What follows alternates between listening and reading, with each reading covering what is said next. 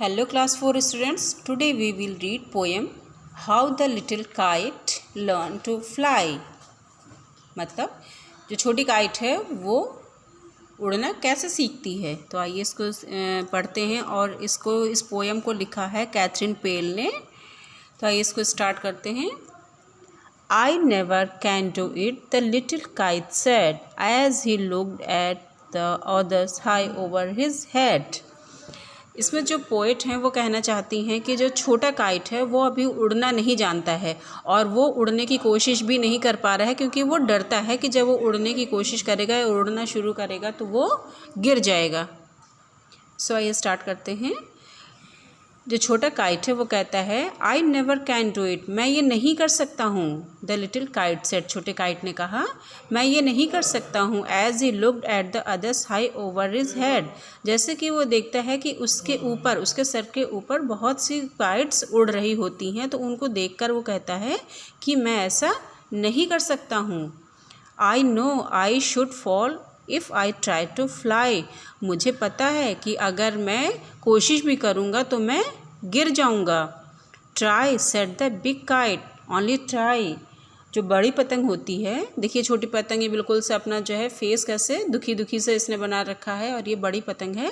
तो बड़ी पतंग जो होती है वो छोटी पतंग को बोलती है, उसको इनकरेज करती है कि try said the big kite, only try. और बड़ी पतंग कहती है कि सिर्फ ट्राई करो, उड़ने का ट्राई करो, एक बार कोशिश तो करो।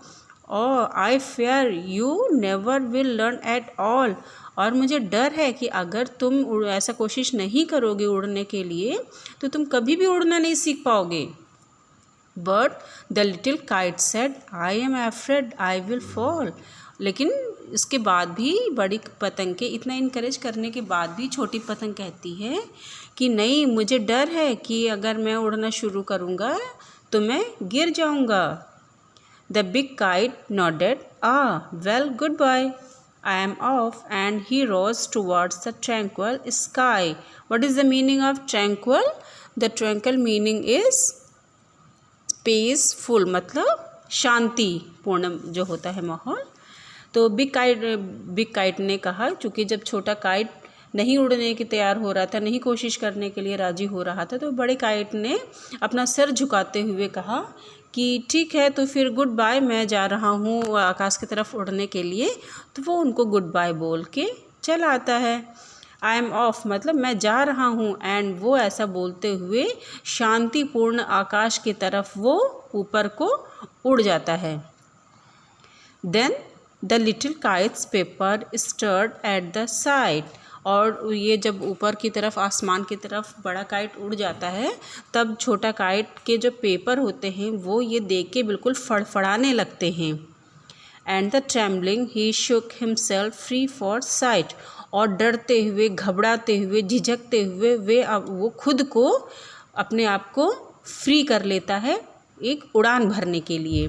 First whirling and frighten, then braver grown, पहले तो वो घूमता रहता है और डरता रहता है, लेकिन फिर धीरे धीरे वो ब्रेवर ग्रोन मतलब होता है बिकम ब्रेवर, मतलब धीरे धीरे वो और बहादुर होता चला जाता है। क्योंकि जब वो कोशिश करना शुरू करता है तो वो उसके अंदर का जो डर होता है वो धीरे धीरे ख़त्म होता जाता है, तो वो और धीरे धीरे ब्रेव होता चला जा रहा होता है। So up he rose through the air alone, और वो धीरे धीरे और ऊंचे ऐसा करते हुए वो ऊपर शांत हवा में, अकेली हवा में वो ऊपर की तरफ उड़ता जा रहा था। Till the big kite looking down could see, और उसके बाद जब बड़ी काइट ने नीचे की तरफ देखा, the little one raising steadily, और जो छोटी पतंग थी वो स्थिर होके वहीं पे एक जगह पे स्थिर थी।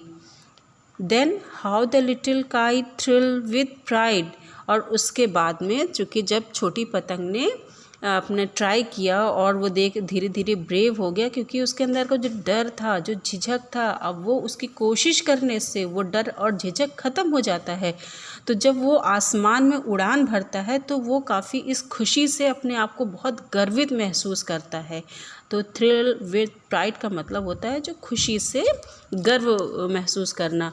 तो कोशिश करने, जब छोटी पतंग ने भी कोशिश किया और वो सक्सेस हो गया अपने काम में। और किसी भी काम में हम थोड़ा सा 1-2 बार फेलियर ज़रूर होते हैं, लेकिन अगर हम बार बार ट्राई करेंगे किसी भी चीज़ को तो हमें सक्सेस ज़रूर मिलती है। तो उसी वजह से छोटे काइट ने जब बार बार जो है कोशिश करी, ट्राई किया, तो वो उस खुशी से बिल्कुल गर्वित महसूस करने लगा। As he sailed with the big kite side by side, और वो उड़ते हुए बड़े पतंग के पास में उनके साइड बाय साइड वो उड़ने लगा।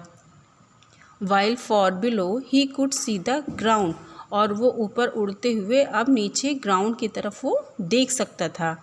And the boys like small spots moving round, और नीचे जो बच्चे खेल रहे थे, जो बॉयज़ थे, वो कैसे दिख रहे थे?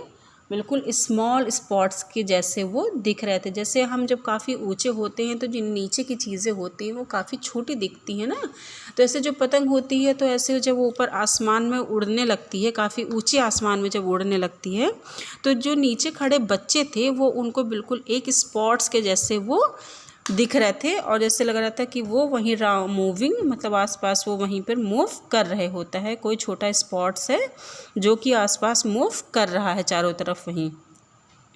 दे rested high in the quiet air, और वो ऊपर आसमान शांत हवा में वो रेस्ट करने लगते हैं। The only the birds and clouds were there, और वहाँ पर कौन होते हैं? सिर्फ बर्ड्स और क्लाउड्स ही वहाँ पर थे, बाकी और कोई भी नहीं था।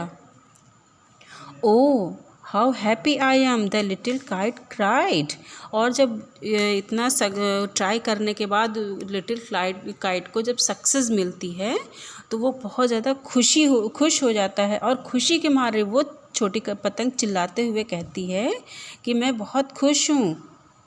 And all because I was brave and tried, और ऐसा इसलिए कि मैंने कोशिश किया और मैं ब्रेव हो गई धीरे धीरे। तो स्टूडेंट्स, जो हमारी पोएट हैं उन्होंने इस पोएट ने प्यारी सी पोएम लिखी है, और इस पोएम के ज़रिए हमें यही बताना चाहा है, या बताने का प्रयास किया है कि हम कोशिश करें किसी भी काम के लिए, 1 बार नहीं, 2 बार नहीं, 3 बार कोशिश करें और लास्ट में हमें सक्सेस ज़रूर मिलती है। जैसा कि हम सभी जानते भी हैं कि कोशिश करने वालों की कभी हार नहीं होती है। तो ये पोएम इसी थीम पे बेस्ड है। सो स्टूडेंट्स, आपको पोएम कैसी लगी मुझे कमेंट ज़रूर करिएगा। Thank you so much.